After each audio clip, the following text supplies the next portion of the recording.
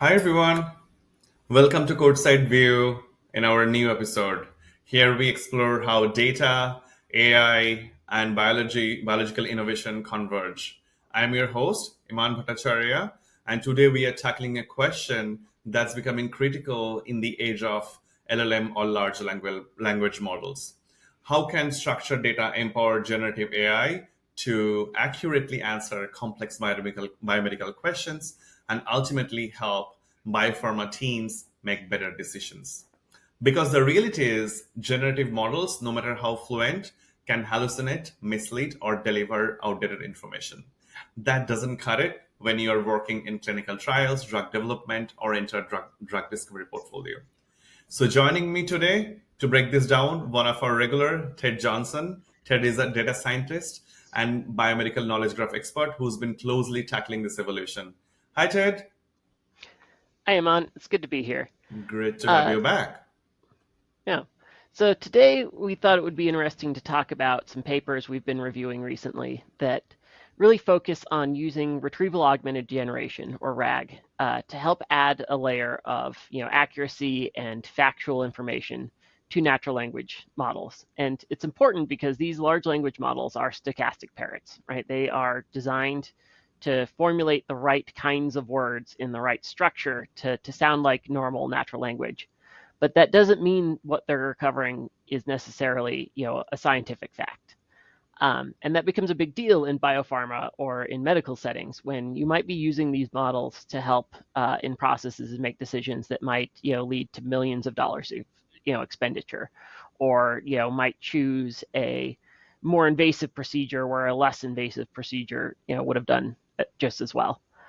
So, these are high stakes situations, and you want that added layer of fact, based on some structured data that really enhances those large language models and makes them more reliable for the use case.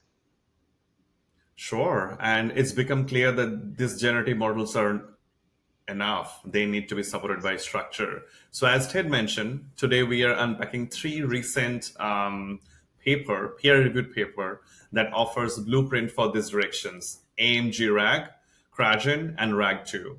Each one is trying to answer the same question in a different way. How do we help language model reason more effectively in medicine? So, Ted, let's start with the RAG2. Yeah, yeah. So RAG2 or RAG squared. I'm not sure the author's intention there. Yeah. They're after this idea of using a RAG structure that doesn't necessarily rely on a graph. And if we've listened to me before, I'm all about the graphs. But this time we're looking more at a chain of thought rationale to help extract data. And so what the algorithm looks like is this. You're taking a user question and you're converting that into what they call a chain of thought rationale. So, where the user's question might be vague or incredibly detailed and include details that might distract, the model from generating an accurate response, we're going to take that and we're going to do chain of thought and have it actually expose that chain of thought rationale. And instead of directly using the user's question to retrieve relevant documents, we're going to use that chain of thought and retrieve relevant documents based on that chain of thought rationale. And they emphasize the importance of retrieving documents from 4 separate data sources. So they wanted to have a balanced representation of kind of different sorts of evidence. So they recover documents in a way from their PubMed abstract database, their PubMed full text database, a medical textbook database, and clinical practice guidelines. So they're going to use that chain of thought rationale, and they're going to recover a balanced set of facts from their 4 different data sources. And then they're going to do a rationale guided filtering step. So they're going to have a specialist model that's going to go through those documents, and it's going to effectively grade them against the model's output goal, right? So they're going to try to optimize the model's performance with each of those facts and choose the ones that increase its score, or make a better response in their performance score. And then they're going to take those best scoring snippets and return their user's question and answer set based on what best improved that model. So what we're trying to do is really filter out distracting information. With these newer models, especially as we progress, you have these bigger and bigger context windows. And there's some thought that like, hey, if we just throw the whole textbook, at this model and let it filter things out, it'll do great. And I think what we're finding is they don't do that. They can be distracted, to risk anthropomorphizing the model by irrelevant facts and kind of go off down a tangent. And that would be a form of hallucination we're trying to avoid. So by doing this grading approach, what you're trying to do is, fill the model's context with relevant facts. Don't just give it everything. Give it the things it needs to know to answer that question. And in that way, you improve the F1 score. And they showed, pretty significant improvements. With F1 scores of 66% on average across their tested MedQA and MedMCQA and MMLU Med benchmarks. Those did a great job. 66% on open source models, about 72% on kind of specialist medical large language models, and 87% with some of these large commercial models. And so we're seeing real improvements over what these models can do alone, and real improvements over some other approaches from the past, which is pretty exciting, I think. Thank you. So what I'm hearing is that overall this RAG2 or RAG square showed solid gains across these three particular different benchmarks that you talked about: MedQA, MedMCQA, and MMLU Med. Is it correct? That's correct. Yeah. Super. And then this average F1 scores are over 66% with open source model, 72% with medical large language model, and 87% with commercial large language model. Is that correct? Yep. Super. Are we moving on to the AMG-RAG paper, or do you want to add something over here right now? No, I think it'll be interesting to move to the AMG-RAG model. For sure. Let's talk about that. Let's start with what does AMG-RAG stands for, and what are the pipeline looks like? Yeah, so AMG-RAG is an adaptive medical graph RAG model. So here we're including chain of thought and the RAG approach, but we're specifically incorporating that not into just any vector store that might look up documents in a phone book style format, but how can we actually include the structure of this knowledge into this finding? And they do it in an interesting way. So they are building a custom knowledge graph for the question set they have. So that involves taking all the questions they expect to get from their data set and actually doing named entity recognition and extraction from that data set, and then using lookups from PubMed search tools or other search tools, and building out a knowledge graph where the nodes are the named entities with the definition of that named entity and an embedding that helps the model hook into that, as well as then the extracted relationships of those entities to other diseases. So you might have a connection between Alzheimer's disease and activation of herpes virus, and the finding that a herpes virus contributes to Alzheimer's disease pathology through amyloid plaque formation, right? And so they'll have those connections, your node between herpes viruses and Alzheimer's disease as a concept, and that relationship with its text body and a confidence score. So it happens in multiple steps. First, you're dynamically building that knowledge graph, which I think is interesting because it works well for these sort of benchmarked studies where you have a body of questions, right? I suspect it'll work less well once you add unexpected questions, but the authors do state that you're able to kind of dynamically incorporate more data with that latency as it does lookups. So it starts there. It starts with that body of questions, and you build out your knowledge graph, relevant to the subject area by, querying PubMed resources. Then you're going to parse the medical terms from the user's question. So they'll come in and ask a question, maybe about Alzheimer's disease and herpes virus, and it'll recognize those tools, and it'll search the graph for those entities. And then it's going to expand through that graph structure. So it's going to use those relationships and take, our named entity, Alzheimer's disease, and it's going to walk down the children of that node and look for other entities. So, maybe walking down that herpes virus contributes to Alzheimer's disease, relationship and getting to herpes viruses. So it's going to retrieve a broader context than necessarily exactly what the user asked about. And it's going to form a chain of thought trace for each of those paths it took, either doing a depth first or breadth first search. It'll form a chain of thought trace saying, how relevant is this to the user's question? How strong is that correlation? And then it's going to walk down and it's going to generate answers by synthesizing those chain of thought traces into a final answer that addresses the user's question, incorporating relevant information from this graph. And they did their benchmarking a little differently, but they used they still generated a 71% F1 score against the MedQA benchmark. And importantly, the authors highlight that they're beating models that are 10 to 100 times larger. So, you can take your 7 billion parameter model, and you can actually get similar performance to models that have, 10 or 100 times more. So, an 8 billion, a 9 billion parameter model, or, 10 times. So, going, logs fold more parameters. And that has significant implications both in execution time and cost. So, you're saving time on maybe having a higher horsepower model by running, the less expensive, lower horsepower model with kind of a smarter approach to extracting relevant information. And I think that's a key part of these kinds of pipelines. How can you leverage actual structured information to work smarter, not harder, and maybe save time and money as you're building out these tools.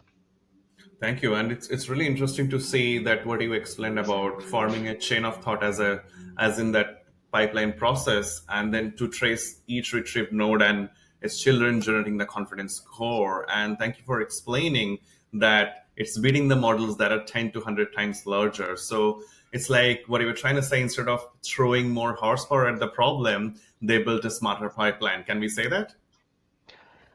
Yeah, I think that's an accurate way to phrase that. And I think it's going to be important to users who are, cost sensitive. I think as we try to have more and more use of these models, there's an environmental cost, a monetary cost, and a cost in time all associated. So to be able to get answers of the same quality with fewer resources, I think is going to prove valuable, over the long run. Super. So we talked about the RAG square or RAG2 paper. We talked about AMG-RAG. Do you want to move on to the KRAGEN paper? Yeah, I think it's interesting to tackle the KRAGEN paper, and they use similar concepts, and they do it in kind of a novel way, which I think is fun to explore. So with the KRAGEN, what they're doing is, and that's a knowledge graph enhanced RAG framework. What they're doing is first taking, their knowledge graph. So they're going and finding a subject matter expert knowledge graph, a subject matter like domain focused knowledge graph. And in the paper, they're using a knowledge graph surrounding Alzheimer's. And so they're interested in starting there and then converting, the knowledge from that graph into structured language. So kind of taking those nodes and relationships, building sentence structures out of them, and then storing those in a vector store. And so again, that's an interesting approach, and it separates the kind of database infrastructure away from, you might have your graph store separate from your vector store. And there are some products like Neo4j that will, marry the two. They can be both a graph and a vector store. And this opens up maybe some other infrastructure options if that's, of interest to the end user. So they're storing those vectors then and uploading those to a vector store of their choice. And under that is a REST API, so they can send these queries to their database, retrieve them back to their application. So at the end of this, the user is going to ask a question. They're going to type that in, and the database is going to receive that question and build what they call a graph of thought. So instead of just doing chain of thought reasoning, we're essentially building multiple chains of related topics at the same time and running them in parallel. And they have a GUI element that also visualizes this for the end user, which approaches this other challenge that the other two papers address in their own way, but with less of a visual lead-in, where you want to be able to interrogate, how did the LLM get to this answer, right? You want to be able to interrogate that chain of thought or that graph of thought and know, hey, I asked this question, the large language model or the natural language pipeline extracted these entities and it led it to these documents. And then, it synthesized these documents to get to my answer. And that kind of removes the lid from the black box and lets you peer in there for a bit and really, in these sorts of high stakes situations where you wouldn't necessarily trust one person and an unexplained, chain of reasoning. You also wouldn't trust one machine with its unexplained chain of reasoning. And this lets you, get to that chain of thought, expose it to the human experts, really have some human in the loop verification on those answers, which is a big deal. So at the end of the KRAGEN pipeline, they've explored this graph of thought. They go through and similarly score, each component and then synthesize an answer for the end user. And the cool thing about this is that they expose a GUI that kind of facilitates that interrogation product, which is something I haven't seen other tools build, at least not build in, with the same kind of intentionality that the KRAGEN team did. And that's KRAGEN in brief. Super. So for what I'm hearing, this three paper, while RAG2 or RAG square builds a better retrieval pipeline, AMG-RAG builds a graph to reason, and KRAGEN builds a graph to plan. And all of this paper, or all of them, show that structure is essential. And you mentioned GUI or GUI is utilized to explore the graph of thought. Is that something that we can say?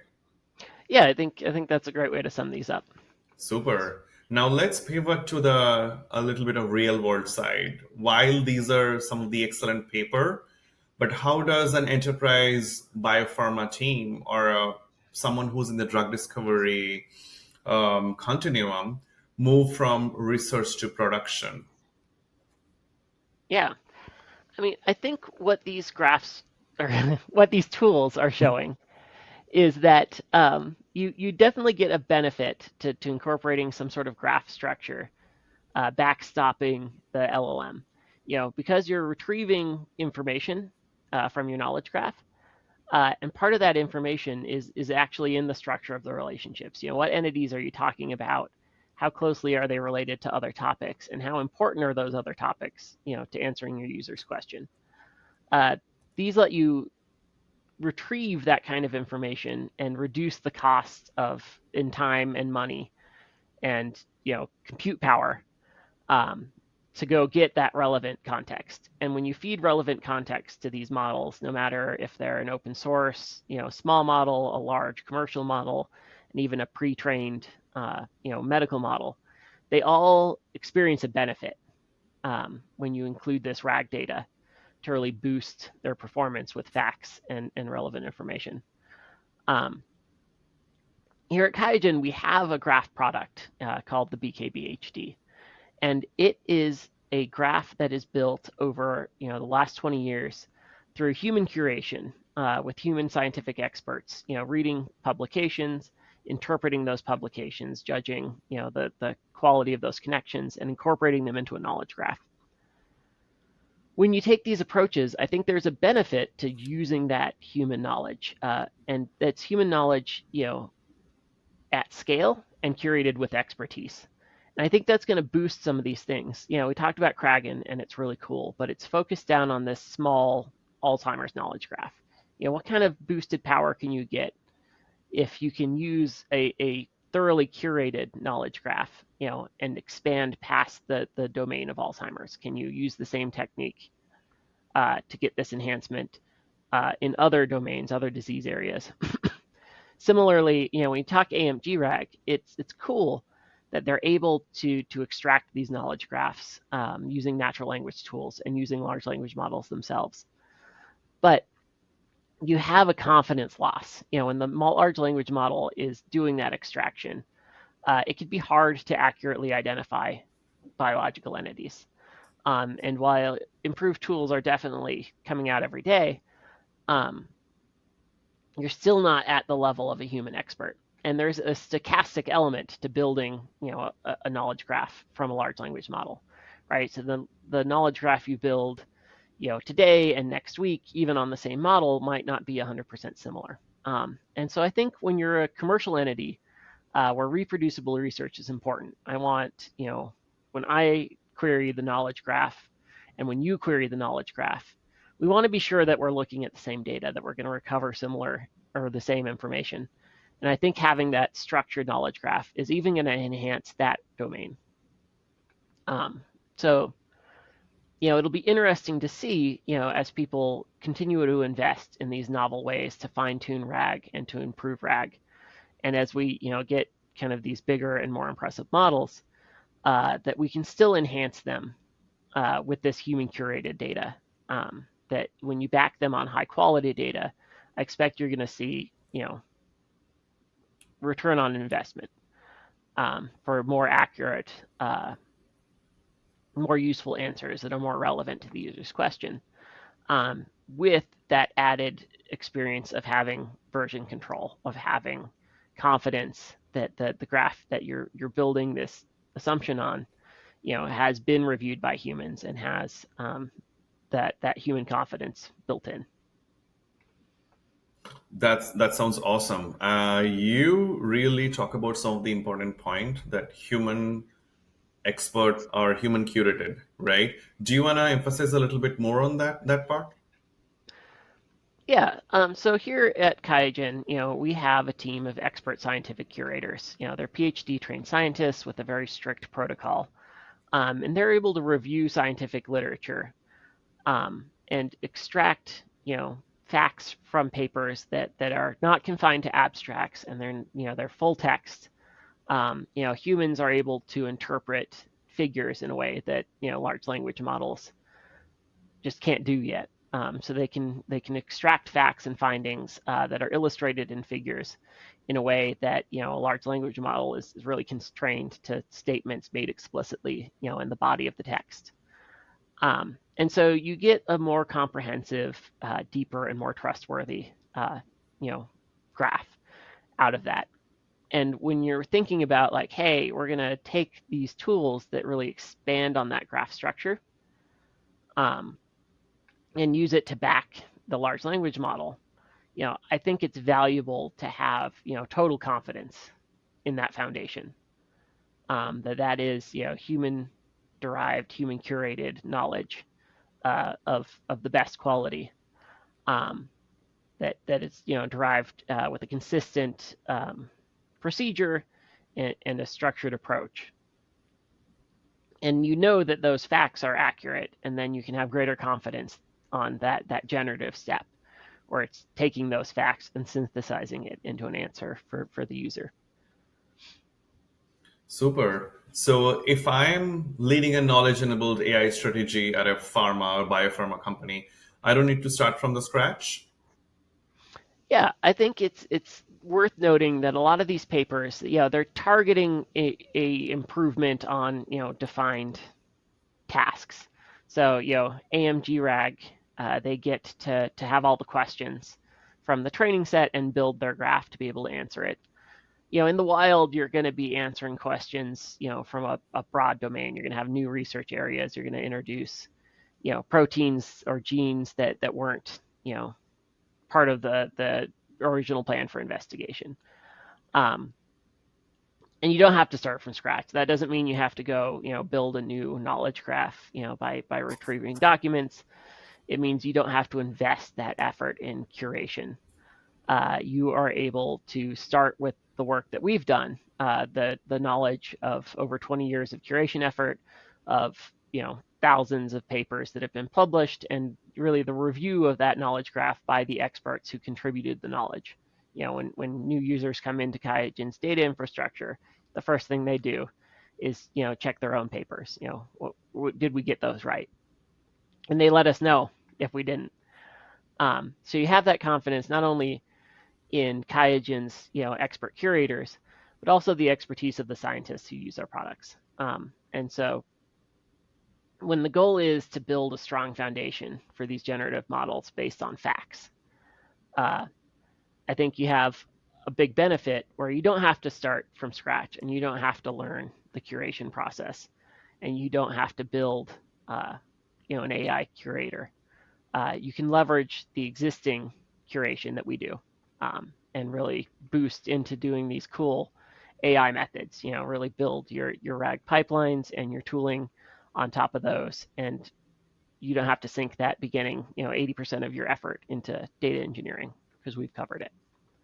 That sounds really incredible. So the bottom line is structure is not nice to have. It's a requirement for Gen AI or generative AI in biopharma.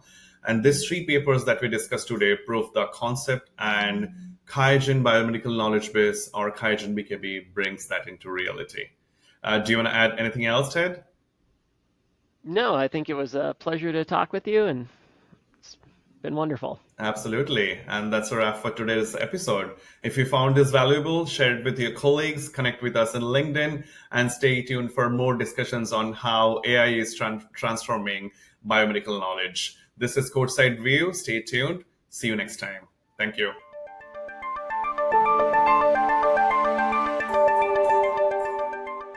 QIAGEN. Sample to insight.